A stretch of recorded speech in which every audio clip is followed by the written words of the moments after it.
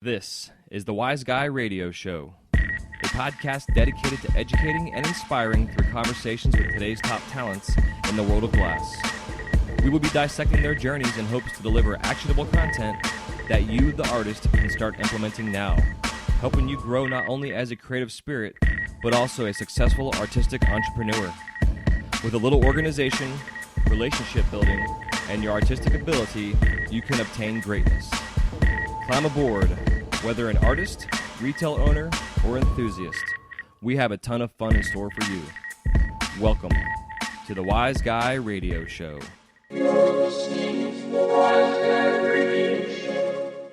This episode of the Wise Guy Radio Show is brought to you by Mountain Glass Arts.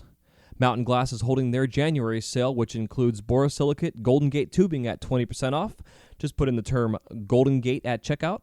And they also are holding their soft glass COE 104 sale on a Fetre or a Moretti rod at 30% off. Just put in the word Fetre, that's E-F-F-E-T-R-E at checkout.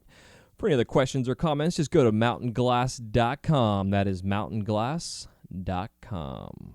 And this show is also brought to you by Green Flash Glass. And if you are a wholesaler, retail store, get a hold of them through their website at greenflashglass.com. Give them a phone call and place your order.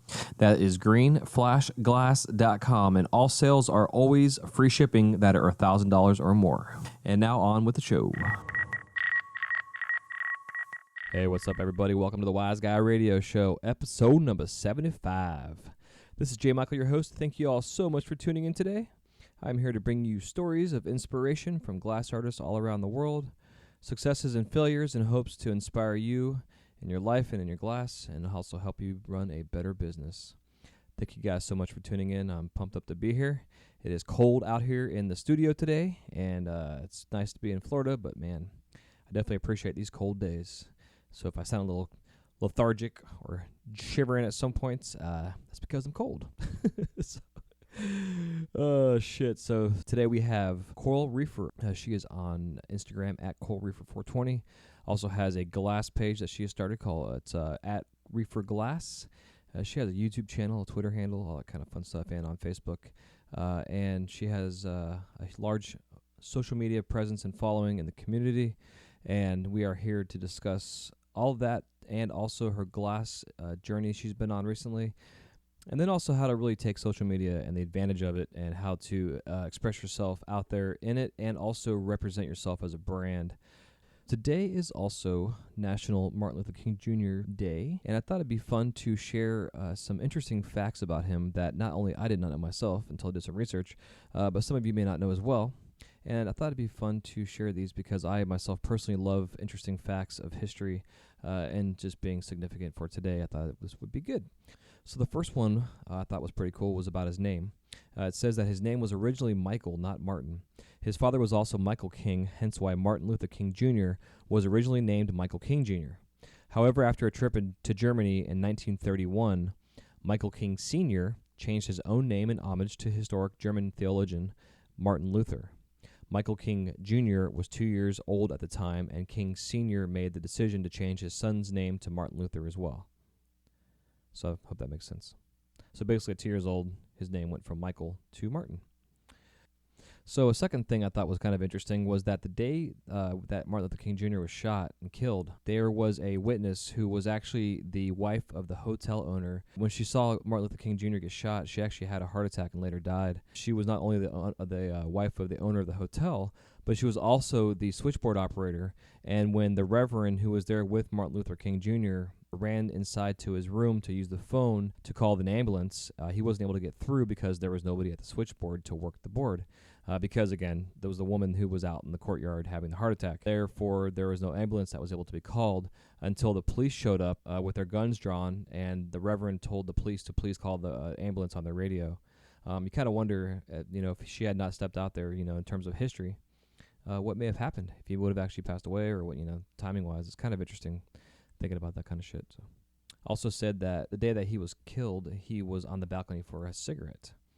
And while it says you'll be hard-pressed to find a picture of him smoking, he smoked regularly, though had a habit of hiding this partially due to the stigma, particularly within the church at the time, but also because he didn't want his kids to take up smoking, and so he didn't like the pictures of himself doing it, or nor did he like to smoke when they were around.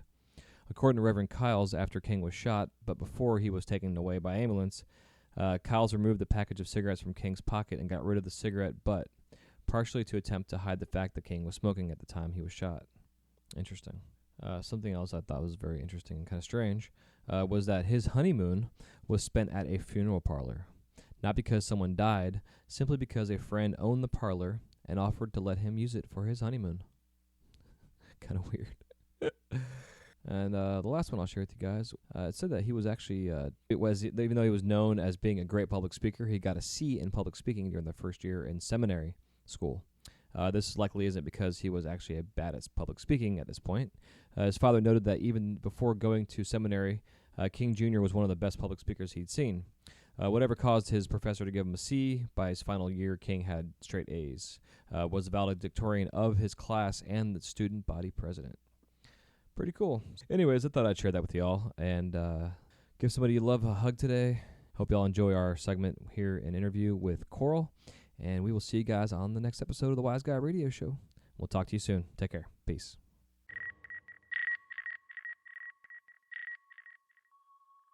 Hey, what's happening, Coral? How are you doing? I am good. Thanks for having me. You're very welcome, and I love your name, by the way. When you see everybody's Instagram names, and obviously half of them, if not all of them, are not the real names. But yours is, which I think is fascinating. So, yeah. Thanks so much. Thank you. It is a weird name. My parents actually were living in the Virgin Islands and scuba diving and seeing coral reefs up close and very vibrant. So I was named after the actual reef. It's as cheesy as people think it might be. Hey, that's cool. Yeah, no fake name needed. Hell yeah, beautiful. Yeah, it's great for marketing and everything else. Jesus. Fantastic. So before we get into your glass journey, I really want to discuss your digital media, social media presence and success you've had. Again, you've been on with YouTube now. You've had a channel for 5 years. And you're still, as we kind of pre-chatted before, learning the processes and here and there. But, yeah, if you want to kind of give us some background, because I'm really interested myself because of the way that the industry, the glass industry has evolved now with social media being such a huge outlet for this industry. And, I've always asked everybody, like, I wonder how big our community is on like Instagram, just in general, like the amount of hashtags that are out there just for our industry. So if you want to back up before we get into your glass and kind of give us some, chit chat about how we got some of the internet history. Yeah, how you got this thing. I mean, you got 144,000 followers on your Instagram page. So Instagram has been very, very exciting. It's been a really cool medium to see come to fruition and have people really excited about it and jump on it. I have always been on social media because my family was very involved in just having computers, and they weren't necessarily like in the tech industry developing new products, but because we were so close in the Bay Area, we were in Santa Cruz, we would visit San Jose and Silicon Valley. We would often have the newest technology or be exploring new programs as they come out. So I felt really comfortable on the computer my entire life, really. So as I got into middle school and high school, I experimented more with blogging and different forums where I'd be sharing my personal story. There were a lot of question and answer forums that I would join about makeup or dating or talking to your parents, and they really helped me when I was a teenager. I was able to understand people's stories from other states and other countries. And Santa Cruz is a very liberal, very open-minded place, but it's a lot of the same people. We don't really have a very diverse population. So being able to get online and share my story and then see all of these other types of people around the world was so enriching and so amazing. So I was just really drawn to it. Yeah, it seems it seems natural. Especially like my daughter's 16 now, so I remember when she was probably like 3 or 4, and YouTube was really starting to get out there. And I was a little nervous at first, obviously, with the internet, and the shit out there. But, she loved YouTube, and she loved all the little ways of socially interacting with people that were her age. They were creating these fun little videos and stuff, So, before you turned 18, in a sense, and got into more, like, adult stuff, what were you doing before that yourself? I remember being in elementary school and having contact cards that had my email address on them, and I would travel with my mom because she had sales conferences to go to, and I would always hand out my little contact cards and be like, we could email and keep in touch. And so I had these like digital pen pals in elementary school and throughout middle school. And it was really, really fun. And, we would talk about the same things I talk about with my friends at home, like honestly, makeup and boys and school. Right. But it was something different because the boys that they were talking about were so different than the Santa Cruz guys that I knew, or the makeup trends over there were so different. Or maybe I had something brand new and exciting because I was in California and they weren't. And it was great. So I was on sites like LiveJournal. That's like probably one of my oldest favorite sites. Okay. There was another site that like when I was 11, I started a blog on, and the name is now used for a porn site. So I don't ever want to use it anymore because it was a kid's site for little children to create blogs on, and now it's a porn site. Oh so my gosh, that's terrible. the internet is everything. Yeah, fucking A. Crazy. Oh my God. Yeah. But then I remember in high school, MySpace came about, Mm-hmm. and my high school boyfriend at the time, we were hanging out with a bunch of friends, and someone was telling him that he could meet hella chicks on MySpace. And I was like, wait, what? What is this? Why would you tell my boyfriend to sign up for something he could meet hella chicks on? They're like, you should sign up for it too. You don't know who you're going to meet. And I was like, what is this MySpace thing? This sounds horrible. So I did sign up for it, and it seemed like actually a lot of fun. All of my friends were on it, and MySpace for me was right around my junior and senior year. So it was right at that time then everyone left, and it was a great way to keep in touch and see what everyone was actually doing after high school. Mm-hmm. Yeah. And then Facebook came about, and I really didn't section off cannabis with my social media use until about 2007, 2008 or so. And it was at the request of my family. They've been really open and really supportive, and nothing's ever been hidden from them. But it just reached a point where they didn't want to see a post every time I was packing a bowl. Yeah. And I still wanted to share that. Heck yeah, that's funny. It makes sense though. I mean, that's the kind of interesting thing with social media is like I tell my kids, it's like you don't know what you're posting now that's going to be seen in 20 years from now. Mm-hmm. In certain situations and jobs or careers or whatever, that kind of shit doesn't really matter. So I guess if you want to, depends on what you want to do for your living, I guess, in a sense. Absolutely. Yeah. I feel incredibly blessed that I didn't have a lot of social media until I was 17 and 18 and out of high school, Mm-hmm. because, we got into enough trouble with disposable cameras and the things that we were doing when we were 14 to 17. Yeah. And it does make me really nervous. The pressure is like, I don't know how I would be able to handle it if I was a minor and still having a cell phone in my pocket all the time. It's definitely super, super tricky. And I feel thankful for coming of age when I did, because social media it's so crazy. I can't imagine having to deal with it in high school now. Yeah. Yeah, no, like my daughter got in trouble recently for something stupid. So we took her phone from her for like 3 or 4 days or whatever it was. But all of her friends were texting her as we had the phone, and we were laughing because they were all upset because they all had to lose all their streaks on Snapchat. And I said, my that's the gosh. worst punishment she could have. I mean, she's been Snapchatting these kids for like 3 years every day, and I was like, oh, sorry. So I've learned like new punishments for my kids is like, okay, sorry, I got to ruin your Snapchat streak here. That is hilarious. Snapchat is like so mesmerizing to me because it's so new, and I feel like only really like young people get it. Yeah, totally. And I love it. I love it. I read articles about it and I feel even older and out of date, but I'm like, how do you use Snapchat? And the streak thing is so cool. You like get rewards for snapping the same person every day. Yeah, it's neat. Yeah, it's fun. It's like, That's so fun. get into Periscope. We can get into it a little bit later on, some of the newer technologies and companies and brands, and it's all spawning out of small businesses, which is what what drives our community. We're all small businesses and whatever. And now you've taken social media and your hands, and you have 144,000 followers on your Instagram. You've got another one going for your glass business. You have your YouTube videos, so yeah. So when did the cannabis part start with your YouTube stuff? I had just really separated off on Twitter. I made a separate account, and I didn't really talk about my YouTube channel on other networks immediately. I was just kind of posting videos about my day, and they often included me smoking a joint. I would get home from work and I'd be smoking a joint, and I'd be saying, this is what was frustrating about waitressing today. This is what's exciting about my pets in the home today. And people would react to these YouTube videos of like, how can you talk about work if you're smoking weed? Like, how can you even keep a job? Or like, wow, you're smoking so much weed. Isn't your boyfriend going to be mad you smoked his stash? And I would be like, what are you guys talking about? Like, this is my weed, and I went to work stoned, and I did a good job. That's why I have my job.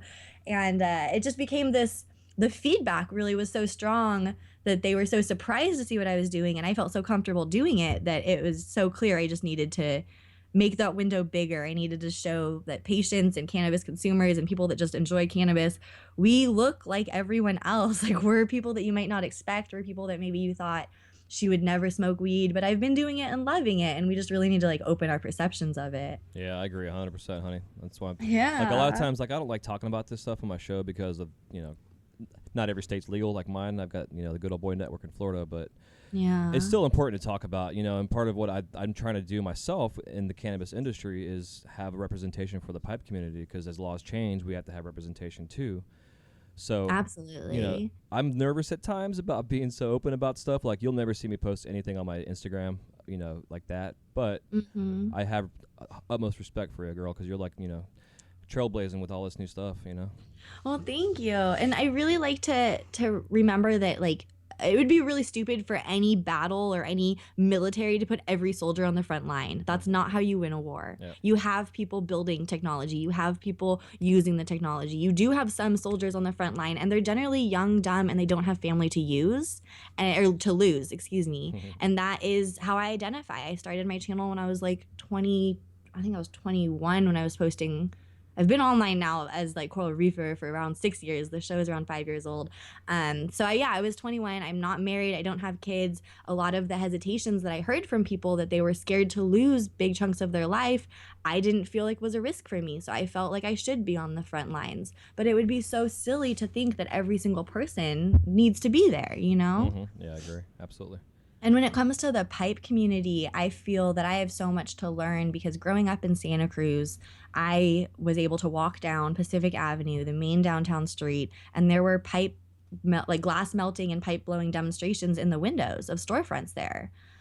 And I never, walking down as a child, I never was like, oh, there's drugs, or like my mom was never like, don't look over there, those are bad people. I also saw like dancing in windows. I saw beautiful painting. I saw sculptures. I saw flowers. I saw glass melting. I saw a lot of different things in this really vibrant art community. And I didn't realize how special it was until I left Santa Cruz. And then I went to another glass shop, and it was just Chinese $5 pipes everywhere. Yeah. And it was like, what if I want to buy a $50 nice handheld piece?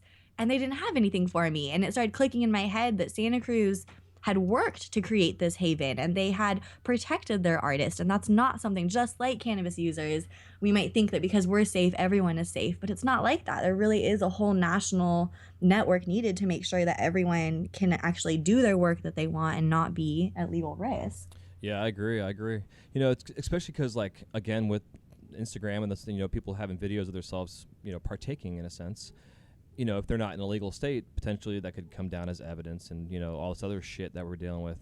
But it's like, I'm interviewing you in California. I'm in Florida. Our laws are totally different. So are we even legally? I know we can discuss it because of our freedom and rights. But I'm kind of curious, like, how things, like, especially with the show again, correlating glass and smoking, and even though in some states it's legal, in my state it's still glasses. They tried banning pipes here like 3 or 4, no, actually I guess it's been like 5 years ago now. Yeah, I remember that. And then it was actually like a repetitive law. Like, they like hyped up that we're going to pass this law to like ban paraphernalia, and it's going to be terrible. Yeah. But it was actually a law that's already kind of on the books, and shops have already been working around it with their like 2-hole or tobacco use or whatever they need to. I remember that Florida was like, we're going to do something. And then everyone was like, well, you kind of already did, and it's not really that great. Yeah, well, they tried changing it too. They were going to initiate this tax for the smoke shops. Called the bong tax, and it made it so that if you paid this tax, you were paying a tax for purchasing and selling bongs, which on the federal level, a bong is still a term that's illegal. So then not only are you're paying your taxes, but you're also fucking yourself in the long run, because you're breaking a law. You're saying, yeah, I'm breaking the law. Fuck you, but it's so stupid. So a lot of it was totally unconstitutional. They just laughed it out of court, it's just, it's silly. So we'll see. We're hoping to get medical here in the next election. So. I do have to say that Florida, like, I feel like a lot of residents are disheartened by Florida, or they're like disappointed because it didn't pass when like the fever was so high and everything. But I have to say that as an outsider and way over here in California, I was blown away. Like, you guys got closer than California did, and in a shorter amount of time, and without medical marijuana actually in the state first. Yeah.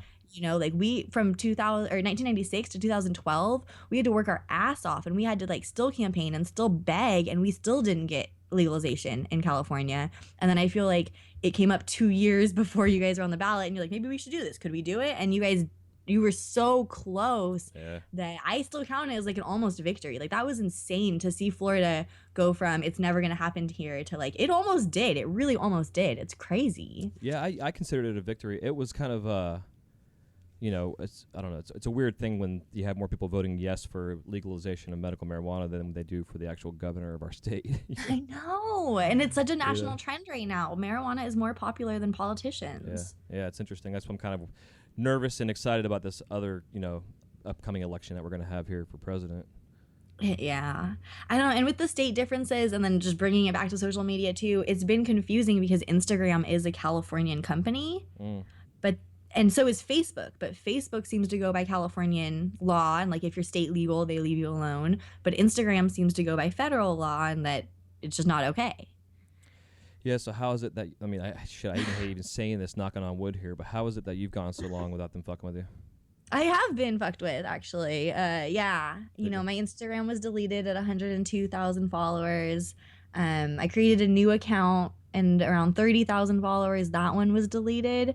But then my original one was restored, like in a 12-hour period and with no communication to me. So I don't know if it was intentional or just like amazing coincidence. So then I was on my original account again and it went from 102 to around 130,000. And then around 130, it was deleted again. Pretty sure that's how it went. And so I created another account. And so that one's still up at CoralFish19 is like a backup account.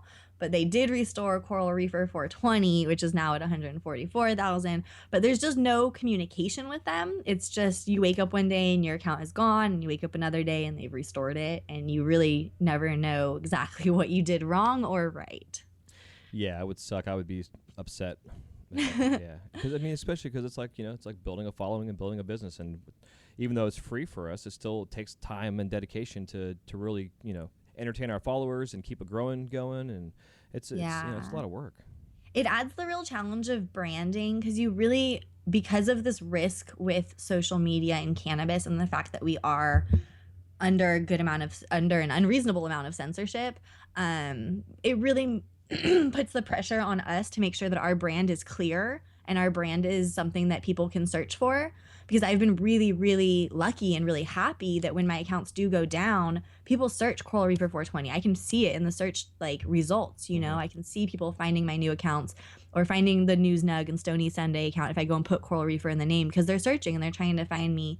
And I feel like if I had a more vague name, if I was like Marijuana Woman, if I was just if I wasn't using my name and I hadn't been so true to myself and had a clear identity and, as a result, brand, it would be scarier when my account got deleted because people would be scrambling and they wouldn't know where to look. Yeah. I feel, the pressure's on, like when a dispensary gets deleted, if that dispensary has only made a presence on Instagram, you did just lose a lot of your patients, Mm-hmm. Yeah, it's crazy, right? Yeah. Yeah, but some dispensaries through Instagram, they say sign up for the email, sign up for Twitter, sign up to our website. And then when this censorship does happen and these accounts are closed, as wrong as it is and as much as we can fight it, we are still smart enough to say there are other routes, there are other ways. And yeah. I don't know. Yeah, so speaking of emails, do you have like a subscription list you have people sign up for email lists, like for your weekly newsletters and stuff like that? I don't. I don't enjoy those emails, so I don't ever produce them, but it's definitely something I have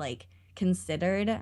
I love to stay in touch with the people that I call the reefers, the viewers, the fans, the long time contributors to my channel. Mm-hmm. I definitely love to stay in touch with them, and that's a challenge as more and more networks pop up because I want to have a presence on Snapchat and on Facebook and on Twitter and on Instagram and on YouTube, and I want my presence to be genuine. I want to connect with people on all these networks, and that does get more difficult as there are more of them. Yeah. But I haven't really done the email list. One thing that is different now in 2016 than in 2010 when I first started was in 2010, people didn't want to give me their real names, even for me to send them a card. That makes sense. Everyone was very scared. It was a completely different environment. And so I for safety and for comfort. I've never had a database of email addresses. I've never had a database of any of their info. You know, once I get the address, I screenshot the email that they sent me an address and then I delete it and that's it. And I do it really for the reefer's protection because I wouldn't want, if I, you know, knock on wood, my own luck over here, but if I'm arrested and my documents are subpoenaed and all of my files are in the government's hands, I don't think the reefer's information needs to be part of it. Yeah.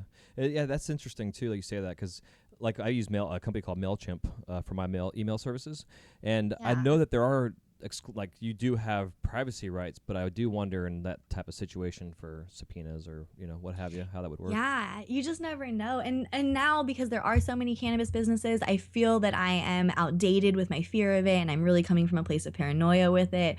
But that's just how I had began, was that I don't want to track any of them because they don't want to be tracked. They're scared too. Yeah, I'm the same way with my glass. Even still, if a cop drives by our studio, I'm like, even though you know, I shouldn't have to worry, but I do still, and I probably should at some points. But you know, it's still it sucks. I hate that old paranoia bullshit. You know, my mom taught me that you have to know the law you're breaking, and I think it's great because then the cops can't. You know, you can't be made to be afraid of something if you know exactly what you're breaking. You know exactly the laws that you're breaking.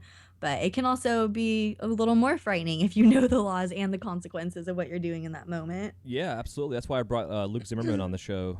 He was on, I think, episode 30 for his first one. And we had like a 2-hour chat about like the laws, but in regards to paraphernalia and production and all that kind of stuff, and kind of got into more of the topical conversation about the different states and their laws and how some you have to be 18 and some you have to be 21. And, you know, it's like it's you know, so crazy. But again, with the show, I'm doing this because I want everybody to be informed. Like, we all need to know our rights and our laws. So as we go through this process of legalization, hopefully and federally, you know, we'll all be ready for it in a sense. I think it's so awesome that you're merging glass and cannabis in politics, because I feel the glass community has, by its own instruction and by its own like self-preservation, they're mountain people, they hide out, they're hermits. You know, we're not like, glass artists aren't at the city hall meetings, they haven't really gone to a lot of events and these types of rallies, and so sometimes it feels like the artist voice isn't being heard. Yeah, exactly. I agree 100%. And especially in the states where, again, it's legal, even though it's federally not. You know, it's interesting to be, you know, breathe the free air, but still feel like you got the cuffs on, you know, in the sense. It's kind of silly. But, you know, but it's also why I don't really talk about it too much. I do in certain areas, but it's not, you know, it's not usually like a topical part of the conversation. You know, like with you, that's kind of, you know, that's the world that you're in a sense, that you're creating. So I'm all about discussing it, you know. Well, thank you. Yeah, hell yeah. So along with the other social media stuff and the whatever, so have you gotten into using the Periscope yet or anything like that? Yeah. Periscope is really fun. Periscope, I was like super hot on it. I was using it. I was doing like multiple live streams a day. And then live streaming on Facebook came out. And now I've been on that. Yeah, it's funny seeing the evolution. I guess, you know, I had heard about the live stream on Facebook last year that they were talking about it. And then all of a sudden, Meerkat, I think it was called, came out, and they were like the first company for that live streaming type of deal. And then Periscope came out, but the company that created Periscope, before they actually were launched, Twitter bought them. And, you know, so like Twitter launched Periscope. Yeah, totally. So like Meerkat said, see ya, we're out of business now. Periscope. But now you've got Twitter and Facebook, and this freaking battle for who's going to get the live stream and shit. It's crazy, you know. It's like, it's really interesting. Facebook, my page has acquired over 700,000 likes on Facebook. Wow. It's amazing. I'm super, super grateful for it. And as a result, Facebook gives me these weird opportunities sometimes that aren't to public accounts yet. And so when last year they were messaging me about live video, and I didn't notice it as something special. I was just like, oh, I already have live video so many places, and I would just skip through the emails. But then someone spoke to me and they're like, no, this is, you know, only a few people are getting the offer to do live video. If you can do it, you should try it. And so the first live video I did, there were 5,000 live viewers. Wow. And on Periscope, I maybe would see 200. Yeah, you know, the Periscope's weird too, because like I like when I first started doing that, I mean, I literally, like the first day I was in the same way. Like I think about 2 weeks, I was pretty steady, about 5-6 posts a day. Yeah. But like, I didn't have any followers, but then all of a sudden I'd have like 150 people like, you know, watching me from all around the world, which I thought was fascinating. That just randomly, it's so cool. You know, depending on the kind of time of day. Yeah, it is. It's such an amazing idea. So, which I think again is what is awesome with what you do, and just the taking advantage of bringing a community together through social media. Well, like one of my favorite things to do on Periscope, because they do have that map feature, is I always go to Australia. I turn on Periscope and then I go to Australia, and then I just like I look for beachy towns and I listen to their cool accents, and it's seriously like a mini vacation. Like people are walking down the beach, they're carrying surfboards, they're eating pizza, like That's a it's great great. idea. Yeah, it's like Zen room, leave the town for a couple days in your head kind of thing. Yeah, you're there. So like you could pick different concerts you want to go to. You could go to Mexico, you want to go like, to Greece, go pick wherever, and you can get into a window of that area. So Facebook doesn't have that map and that feature quite yet, but they are doing live streaming, and the engagement is huge on Facebook. So I've really been trying to balance what stream belongs where. Yeah, it makes sense. And I wonder too, like when it gets into doing, like, say we go to a conference where you have to pay like $1,000 to get in, and then you all of a sudden want to turn your Periscope on or your Facebook on, and then it says, blocked or some shit because the person that running it is blocking you from filming their shit for free. Yeah, I've been wondering about that as well, because I have Periscoped a couple of conferences and tried to get permission beforehand, and they've all been like, "Oh yeah, it's fine, it's fine." And I feel like that realization hasn't clicked in their head yet. Yeah, exactly. That we all paid ticket price, and yet I'm broadcasting this. Yeah, exactly. I think concerts are okay because there's already like 40,000 people hopefully there, but like small conference where it's a small venue where this person's getting paid a lot of money to tell you some inside something, or whatever. Yeah. It's important to kind of keep that, the sanctity of it, I guess, in a sense. Yeah, it's going to be really interesting to see how people deal with that, I think, as we continue on. It's been fun because I follow different people on Periscope. So I know Women Grow does a number of panels and speaking gigs all over the country. And when Women Grow goes live, I love to join it because it is like a panel conversation somewhere else. And you don't get the whole thing. It's probably like 10 or 15 minutes, but it is really cool. And I even had a chance to hear one of my favorite dispensary owners on a panel, Aaron Justice, I think is his last name, of Buds and Roses. He was on a panel, and the Women Grow Periscope shared it, and I got to watch from my living room. And I've frequented his dispensary. I loved working with him and communicating with him, but I had never heard his whole life story of how he got into cannabis until I watched on Periscope, and it was really cool. Yeah, it's fascinating. Hell yeah. I think the Glass Artist needs to definitely implement this into their studios. Yeah, so easy. Nerd Glass did. He Periscoped a couple of times. I think he got good feedback on it. He should definitely do it again. And I know Gabe Halliday has Periscoped for sure. I feel like there are some artists around here that have definitely tried it, but it's hard to focus on one art and be concerned how a shot might look. Yeah, my whole thing is I find it to be kind of, I don't want to say boring, but it's a good like live stream kind of thing just to always have up. Yeah. Because it's hard to pay attention to the all the hearts and the conversations while you're on there. Like you almost have to have like somebody like reading it off to you, so you don't burn your face off or some shit, or something. But it's like when I'm at Disney working over there, I work over for the Rebus Brothers as an artist on stage. Oh, cool. And I'll put I shouldn't be saying this, but I put my phone on my side of my bench and kind of hide it, but I put Periscope on so people can follow me on there live at Magic Kingdom, blowing glass on stage.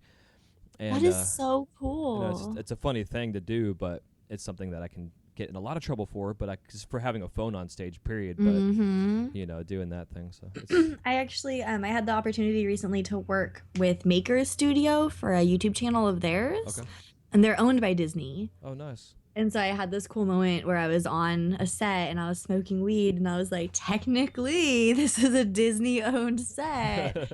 And they said I could smoke here. And they probably have no idea, and Disney would be super mad if they ever found out about this. Yeah, probably. But yeah, it was like the parent company, but parent company, but parent company.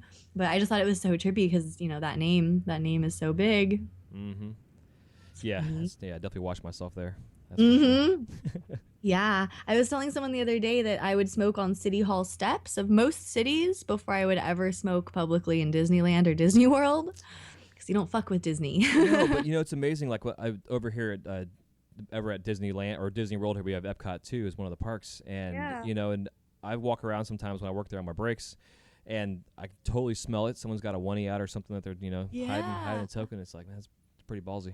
Good. I support them doing it. I'm too scared, and I want them to keep doing it then. I just recommend just eating some edibles before you go in there or something like that, Oh my gosh, yeah. I love it. Hell yeah. So it's kind of transition onto your glass now. So at what point in time did that bug start? I guess were you introduced to it? You kind of fall into it because I know you're going to the shows and getting yourself out there. Yeah, glass has been really, really surprising for me. I don't feel artistic at all. My family is really, really artistic. My grandmas and grandpas, they had different art shows for different mediums, either sculpture or carving or painting. So art was always like thrown upon me, and I was like, no, I like writing, I like English, I like communication, not art. And then I was actually just going to meet a friend who was in town for a couple of days, and he happened to be at Revere Glass in Berkeley. Okay. And he wasn't melting glass, but he was seeing someone who was. So he was like, if you want to come hang out, come over here in Berkeley. So I did. And this was in 2013. So I had a web presence at this point, and I didn't know Dustin Revere, but I saw him in the room and I definitely recognized him. And he came up to me and he said hi, and he was so supportive of just like giving me torch time in that moment. And he wasn't saying like, you should make this or you're going to be an amazing glass artist. He was more just telling me so many people are uncomfortable around a torch, or it can be a really hard industry to even get that first opportunity to have. And I'm in the room right now. He's a teacher. Do I want to just try it?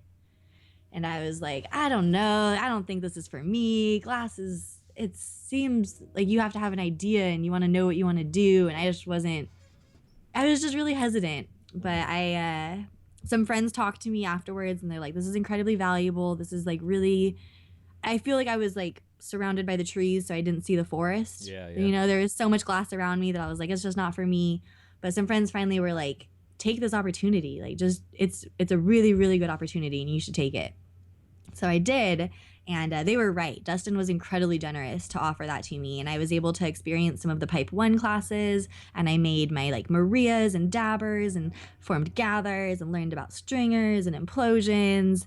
And a lot of it felt like I was running someone else's class. He had a curriculum and a way that he does it. And it didn't exactly feel artistic to me. It felt like following protocol, which I was familiar with and I actually really enjoyed. Yeah, it's important in that teaching process to really have a structure like that. I have the same thing. Like my crash courses are usually a 2-day class, and it's like that. It's like you go in there and you do exactly what I tell you to do, and then when you're done with it, if you still like this, then you can do what you want to do. Yeah, I think that's the way helps. it should be. Yeah, I was so intimidated. I thought you'd have to like, I want to make this, and you'd have to like have an idea firsthand. But no, you just have to learn the skills, the basics. Exactly. Yeah, it's all technique. I mean, obviously, you have to have some sort of mental vision of the finish line and how to get there and the pieces that go to make that piece happen type of thing, what moves you got to make. But really, I tell everybody that the torch is just as easy as using a flathead screwdriver. It's just knowing your tools and how to use it, and it's all it comes down to. I tell people it's like painting. So they're like, oh, is it really hard? And I'm like, well, every kindergartner paints. Like, babies paint, that's for sure. Yeah. But like, are they making Monets? Like, Yeah, I make if you a mess. actually, yeah, I like finger painting. I like having fun and just playing with color and chilling, Does it feel hard? Not necessarily, but are there certain things that I could challenge myself with? Like, absolutely, Yeah, we have that painting with a twist thing here, and that's I'm not really. I can draw and do all kind of fun stuff. I've gone to school for it, what have you. But painting for me, I suck at it, and like I get so damn frustrated. But we went to painting with a twist, had a bottle of wine, and I left there with this badass jellyfish masterpiece that I could probably sell for $100,000 right now. Nice, I like that. I want to try like those types of things. I bet there's a cannabis one in California. Yeah, there should be. There's gotta be. Yeah, I love it. So yeah, with glass, like I enjoyed learning the basics and following the steps, and then I had an opportunity to go to Boston, and I'd been melting glass a little bit then, and I'd just been kind of I just like to soak stuff up. So I was very aware that I was traveling a lot and I was having this opportunity to meet so many different artists that I figured if I didn't know what I wanted to do with glass, I should just watch everyone do what they want to do and soak it up. So I'd been in a few different artist shops at that point, just kind of learning and seeing how people run their things. And then when I was in Boston, Shaka invited me over to his studio where Sherbert was and Kayla James and a bunch of just really creative, passionate people. And he told me that every artist needs something they can make 1,000 of. And that, when he was he was learning the basics and he was coming up in his own glass progress, he did craft fairs and craft shows, and he would make little glass penguins and little glass fish, and they're little figurines, and he would make them a lot quicker than he's making a marble or a rig. And they would sell pretty well because they're adorable, and your mom or your aunt or your brother would want one on their desk, you know? Mm-hmm. Yep. So he was really the first person that I feel like saw me as Coral as an artist, and wasn't just teaching me the basics that everyone should know, but that was like, this is what you need to do. Yeah, and it sounds like it. I mean, shit, your name alone, it helps out so much. You know? Yeah, it really does. I avoided fish stuff for so long because I feel like with Joe Peters and all of these like, and Buck and all of these amazing, oh my God, and Reef Life and like all of these super talented aquatic themed artists, I was like, I don't think I should even dabble in it. And it was really Shako that was like, it's your name, it's a fish, everyone makes it, like, let's do it and let's make it. And so he taught me how to make a little fish figurine that just stands up, and I made those for maybe a month or two, and then everyone was demanding pendants, so I learned how to make a bail and went for it. Hell yeah, that's a great thing to have happen to you. It really is. You know, isn't that cool? Super lucky. Yeah, like I was even today, I was in the studio and I had posted up these new little turtles that I'm doing, and I love, you know, it's so humbling, and I love it to see people post things like my favorite artist making turtles, which is another love of mine, you know, that kind of stuff. Like yeah. I love seeing that kind of shit. Like my favorite thing about social media is the interactions, but the feedback you get too, and it's like, you know, it just keeps me going. It's so totally cool. I just did a Stony Sunday show with Maya of Ohm Edibles. Okay. And she's been a friend of mine for a while now, and I've enjoyed her products for a number of years, and I've shared them on a number of different networks, but not YouTube, just has it worked out. And so we had her on the show to talk about medicated bath bombs and edibles. And the feedback from that show has been so great. It's been really, really nice to get that. Because I feel like, you know, sometimes it is easy to get into a repetitive cycle of doing the show every week. I'm always having fun. But when you do hit something that just resonates with the audience and resonates with the people that follow you, it's really nice to see people excited about something that you've made like that. Yeah, plus I think it helps give you direction too, you know, when you're trying to find like a niche or a way or an evolution in your work too, you know, it helps out. Which again, going through your path, you've done that through the evolution of all the social media and shit. Now you're making these cute little fish, and the fish that you're making, yeah, they're rad, dude. It's a simple form. You can make it the same thing over and over. You have it now where you can have them customized. I mean, you're already taking pre-orders on shit. Like a lot of people don't understand what pre-order even means. And to see that you're implementing that in your work, I do pre-orders. I love it. I think it's a great idea. You know, thank you. Before you launch a product, get a bunch of people to pay you down payments to lock in orders, and then you bang that shit out. You know, and then you keep it going. It's important. And those that are listening to this, you guys got to think about this kind of stuff, like in terms of how do you promote yourself, how do you market yourself. There's 40,000 plus smoke shops in this country alone. There's no reason that anybody should be struggling unless you have an addiction, which is a different situation. But you know, that's a whole other story. But business-wise, you're right. There's opportunity for everyone, and it really comes with just doing it and just getting it out there and staying fluid. You know, if I was scared to join a new network, I would have probably lost the audience years and years ago. I would still just be on Twitter, and that's it. You know, and I've joined networks and watched them go under. There's failure even with social media, and it doesn't seem like that big of a deal because it's like, oh, you created an account and now you don't use that account anymore. But that's still time, and that's still part of the process. And as many accounts as I've created where now there's tens of thousands of reefers and we have a lot of fun, there's just as many accounts that I created that those networks just went under and no one talks about them anymore. Yeah, you have to. It's like I heard the other day, I think it was with the Angry Birds. I think that was like their 15th game or something like that they had developed. Wow. Yeah, tell me about it. And, you know, developing a video game is not an overnight thing either. I think I just saw an Angry Bird movie commercial. Yeah, there is. I know. They were, you know, in terms of marketing and small product value, those guys killed it. Yeah. You know, it's amazing. When you mentioned pre-orders too, one thing that I've really, I don't like selling t-shirts. I don't like retail. That's why I waitressed and I didn't work in the mall anymore. But people love wearing a shirt from a website they love or a show that they love. So I've had this hard balance of I want the positive feedback. I want reefers to be happy. I love seeing them wearing their shirts, but I don't enjoy selling shirts. So that's like almost created this need to do pre-orders, because I'll just open a 2-week period. I'll say, if you want the shirt, order it now. Then I know exactly how many to order from the printer. And then they come in. I have some friends that come over and help me, and we do like a 2-day turnaround. We'll get 200 shirts in. They're all packed up and shipped out in 2 days, and that's it. And then I don't have to sell shirts again, and I can go back to stuff I like melting glass and posting stuff on the internet and smoking weed. And it's just really helped me to have these pre-orders rather than feel like every day, oh, I got one order in, I better send that out. I couldn't do that. I couldn't do that at all. Yeah, it's smart. What's also good, it's a good hack in business to batch things like that. It's smart. Yeah. And then with the glass, I haven't done really pre-orders of fish because I just never know how much torch time I'm gonna get. But it's such an amazing asset to add to blogging, to be able to go in and use some torch time, and then the next day have something I can sell.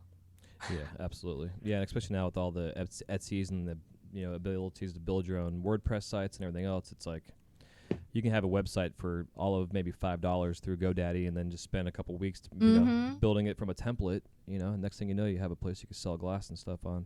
Yeah, absolutely. And of course, go on. Let's say I've barely spent any time on Big Cartel setting things up, and it looks beautiful. So exactly. Yeah, like I think when I got on Etsy this year was like the first time I actually ran it for the holiday deals. And I mean, really, I think it took me probably 5 hours the first day just to set it up and get all my pictures up and shit. But once it was up, and it was there. It was killer. Yeah. Etsy isn't a fan of mine because my shirts were printed by a friend that was out of state. And so I physically wasn't printing the shirts. So I'm no longer allowed to use Etsy, and I'm on Big Cartel. Oh, interesting. Yeah, they have some weird rules. It makes me sad because I understand why I can't sell stuff on Etsy, and I agree their terms were clear and I misunderstood them, but I can't even buy stuff on Etsy now. Oh, that's crazy. There's so much good stuff on there that I have to bribe friends to use their accounts. So do you, in terms of those differences in those two, do you find Big Cartel better for our industry in a sense than Etsy? It's hard to say because I do have the reefers built in as buyers. And so if I move to Big Cartel, they move to Big Cartel, and they're ready to buy from there. I have heard from a lot of different types of artists that Etsy provides a community of people searching for crafts. Yep. They're searching for whatever you might make. They're searching for that animal or that color or that fabric. And that I don't think is on Big Cartel. I think Big Cartel is really, really efficient and super helpful for companies that are directing their own traffic there. Like I know Miss Mary Jane Co. uses them, I'm pretty sure. There are quite a few larger companies that use them because the traffic's coming from their Instagram and their website and their Facebook. They're not necessarily hoping Big Cartel random customers will find them. Yeah, that makes sense. Yeah, that's the thing I've had to learn too with Etsy is finding keywords and terms and names, and really even you got to niche it inside of a niche of a term. I mean, it's amazing how deep you can go with that stuff. Absolutely. And you Absolutely. Yeah, you really do. I search for stuff on Etsy to try and find, and I get really, really specific. And if I don't see what I'm looking for on the first 2 pages, I'm like, nope, not here. Yeah, it's crazy, right? It's like Google anymore. It's like you put in 2 freaking letters and it already knows what the hell you're searching for. That is freaky. It's amazing. Yeah, totally. So I saw you were trying to do a thing on with your Instagram and your fish to have your followers tag artists so you can then have a fish sent out to have it put on something. Sometimes, yeah. Because I really don't know how much torch time I'm getting, I feel like I'm a little overcommitted for collabs because I'm like, I want to work with everyone. Yeah, I know. Yep. The recent post that I did was actually specific artists that are carried on Aqualab Technologies. Okay. And it seems weird, why mention one brand over another. And they have no idea that I'm doing this interview, and they did not ask me to say anything about them. But I've enjoyed working with them, and I worked with them the longest. And before I ever was on the torch, Aqualab Technologies was a sponsor of my blog, and they helped me go to different countries. They helped me have giveaways. They helped me go to other states. So when I started doing glass, I didn't want to ask them to carry my glass because I felt like maybe it was too much of an easy in. I didn't want to take advantage of this existing relationship. And so I waited a while, and then, after a few months and after the demand was high enough, it became clear that they're the only real online glass distributor that I want to work with and have my fish available on. Yeah, that's important though. To find that. I like them. I like them so much. They seem so cool. I've enjoyed meeting the team and everything. So I sent down a batch of, I think it was like 12 or 15 tiny, call them microfish, little tiny mini fish. And I'm excited to see, they have a great facility in Corona in Southern California. Okay. And having visited before, I know other artists come in sometimes. They stop in and say hi as they're dropping off glass or picking up whatever.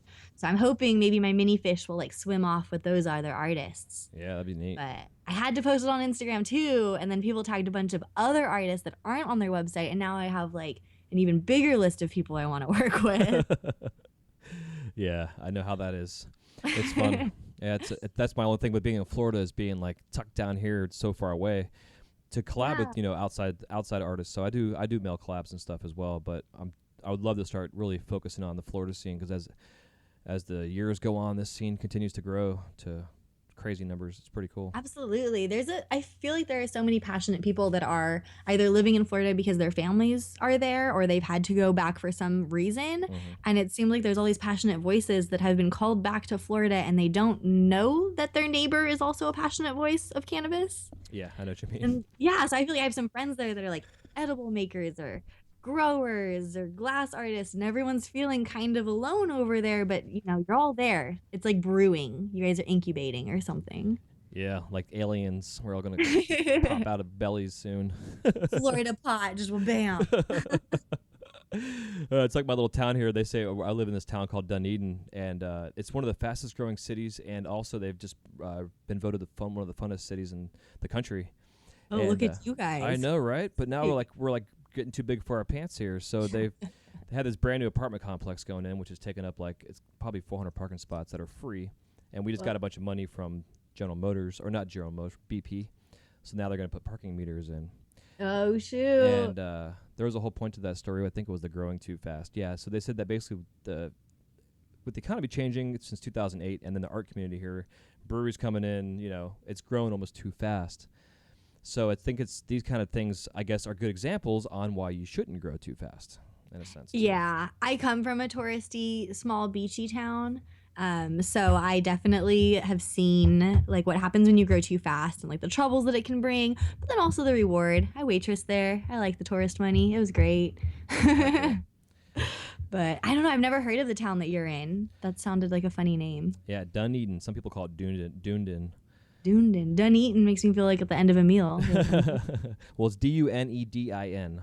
Oh, funny. And I guess it's an old Scottish port back from hundreds of years ago. The Scottish would come here and bring all their mercantile stuff in here and trade with the Indians and all kind of crazy stuff. I visited Florida when I was growing up. I went to Disney World and I had some friends that had timeshares out there, some family that lived in like Orlando and by Tampa and these places. And it was really interesting to me because recently one of an extended family member in Florida contacted me that he had been diagnosed with some serious stomach problems and his doctor recommended cannabis.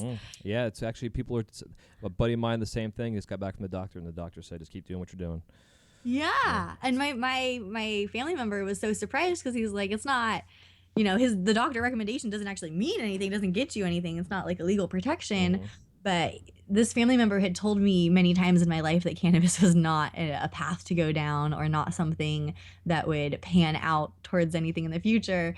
And so he called me really humbly and was like, you know what? Like, I've seen it on the Florida news and now I'm sick and my doctor said something about it. And like, I think cannabis is really, something's happening with it. And it was really, really, like, it was hard because it came from a point of pain. Something bad had to happen to him before he was there. But it was also kind of exciting to see that even people in Florida, which I felt like was so far away and so conservative a few years ago, even out there, you guys are changing minds. Yeah, it's good shit. I love it. It's awesome. Yeah, little by little, it's getting there. What we'll do is real quick, just take a quick break to thank our sponsors, and then we'll come back and we'll crash the kiln. Awesome. Sounds good. All right.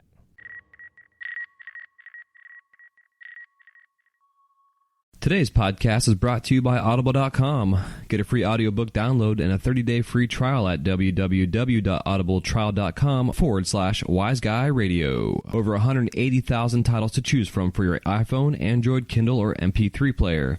That's at www.audibletrial.com, AUDIBLETRIAL.com/WiseGuyRadio.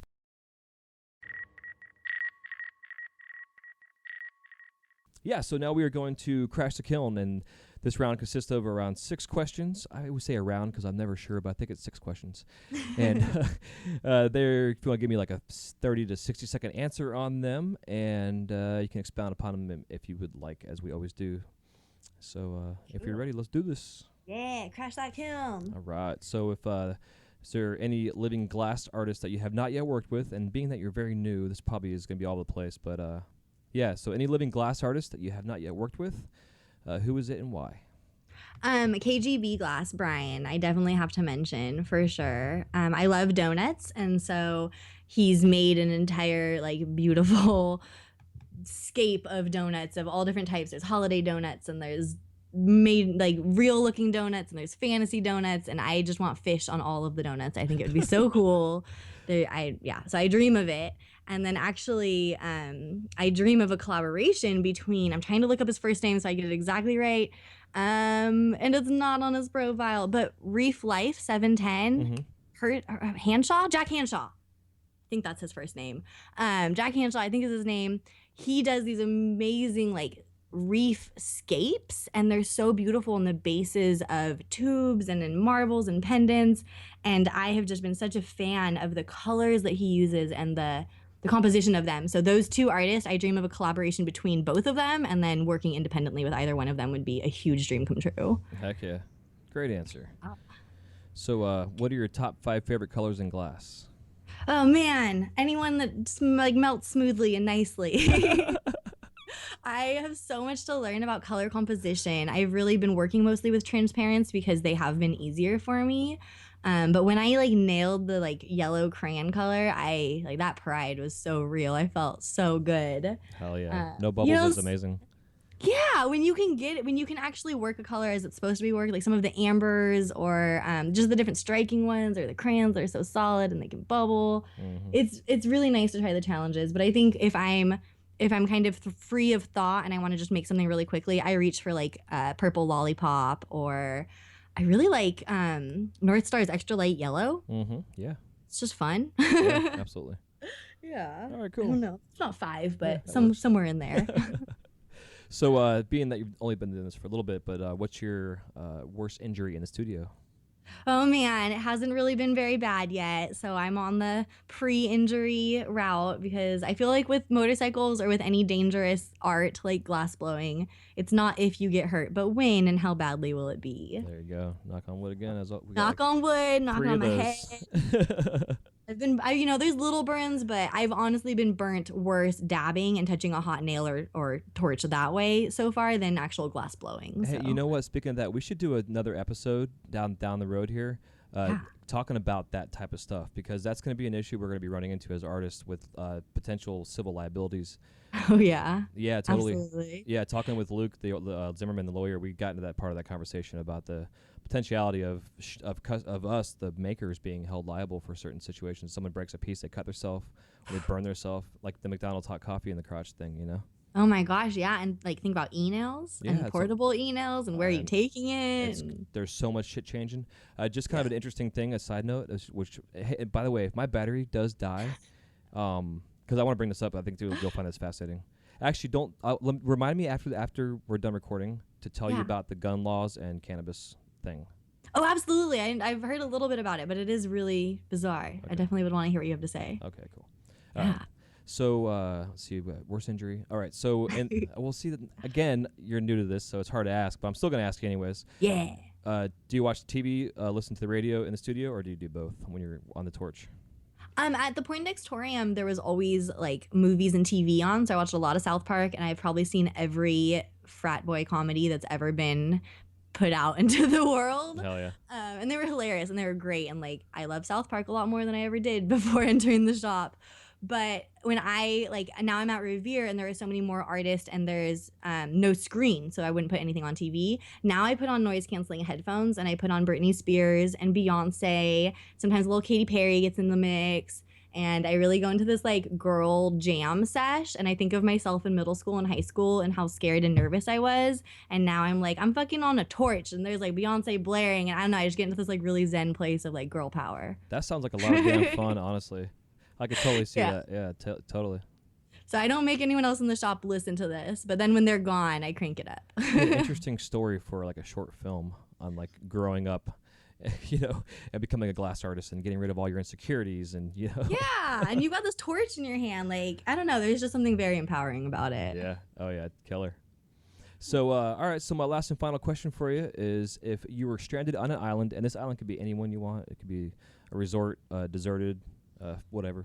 And it had a glass studio on there, and all it consisted of was a torch, your kiln, and all your gases that you need. What 5 items would you bring?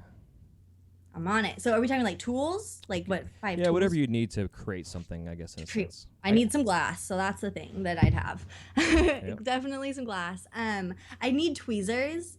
I shape almost all of the fish with tweezers. I create the indentations for their fins. I pull the points. I would need tweezers absolutely to create a fish. And then I use pinchies to create bails. I'm not a independent bail former that can just like melt glass and create a perfect loop. So I love these little pinchy tools. They're so helpful in my life. They've made my bills so much stronger and more even. So definitely those 2 tools come to mind right away. And then I think I would need chocolate milk. That's 4. Essential. Yeah. Yeah. You got one more hanging out there that you need. Oh shoot. Okay. Chocolate milk. Even tweezers, more essential than chocolate milk. Delivery food. Shout out to delivery food options. They don't deliver to my home neighborhood, but I feel like on this resort island that I'm on, people would bring me food. Via that drone. Would be a thing. Yeah, that's a thing. In Berkeley, there's all these delivery options. So I'm like, every time I get to the studio, I first pick what I want to eat and when it should arrive, and then I start working. Hell yeah. Well, there's one very important one, which I think only 4 people so far have actually gotten right, that you'd have to bring that's essential out of all that. A lighter. No, you just use flint if you had rocks. You need your glasses. Oh, shoot. You're so right. I'd be blind so quickly, and then I would... Oh, sad. I think it's funny because, like, if I don't have sunglasses on my face, whether I'm on the torch or walking around, I feel naked. Like, I could be... I mean, I'm pretty comfortable with being naked anyways, but much less, if I don't have my glasses on, I'm like, damn, I feel naked. Yeah, it's true. I didn't even cross my mind. Yeah, You're funny. Absolutely right. You need those glasses. It's my little trick question. I like it. Thank you. Yeah, no problem. So before I let you go, if you want to give us any kind of parting piece of advice in world of business or as an artist or just life in general, and then also where we can find you out there in the world of cyberspace. I would love to tell people to be confident and be passionate. And just because you're different in whatever you want to do, your art or your communication or your clothes, be excited about that. To be the same as everyone else would be incredibly boring, and it can be scary to be different, but be excited that you have an opportunity to experience life in a new and different way than the rest of the world. And I'm just excited for people to share their views. So keep it going. And if you guys want to come find me, you can smoke with me on CoralReefer420.com every Sunday, on Stony Sunday, on YouTube or Facebook. And then I post cannabis news stories 4 days a week to Newsnug on Twitter, Instagram, and Facebook. So depending whether you want selfies, bong hits, or news, we can stay high wherever. And then don't forget your glass. And I do glass. I don't even know all the things I do. Oh my gosh. So you guys can also add me on Reefer Glass. It's not glass to smoke reefer out of, but it is stuff that I've made. So it's a bunch of pendants, and Reefer Glass is on Facebook and Instagram and Twitter as well. Thank you for reminding me. Yeah, you're very welcome. And also, just one more thing. Has Jimmy Buffett come after you for the Coral Reefer thing yet? Jimmy Buffett has trademarked Coral Reefer and owns that name, and I respectfully acknowledge that. Being that my legal name is Coral, I don't feel very nervous about using things under my name, but I am very conscious that I don't sell things as Coral Reefers blank. Yeah. I'm Coral. My screen name is Coral Reefer because everyone has a screen name, and that's just how it's been. But my name is Coral. I sell stuff to you. If anyone's written me a check, they've written it to my legal name, not Coral Reefer. So I've tried to maintain a very respectful and courteous distance. Beautiful. Well, I am a parrot head for life. I have my first tattoo was a macaw on my left leg. Oh, that's so awesome. I never really meet Parrot Heads. People are always like, oh, did you know it's a band? I'm like, yes, of course I know that. That's awesome. Yeah. Well, thank you. Yeah, hell yeah. So, all right. Well, thanks again for coming on here. This has been exciting. Woohoo! Well, thanks for having me on the show. Hell yeah, no problem. Yeah, this actually was awesome. I really appreciate you coming on and sharing your stories, and hopefully you guys will get inspired to not only stay behind your torch, but to get on screen and share yourselves with the world out there. So, y'all take it easy. Bye.